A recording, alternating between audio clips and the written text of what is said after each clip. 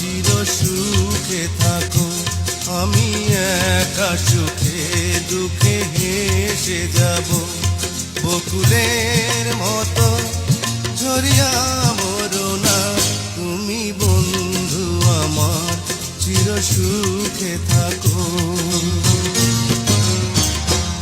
আমি প্রেমের বাগিচার মালি হয়ে মালা গেঁথেছিলাম তারে পরাবো বলে। সেই মালা খানি হাতে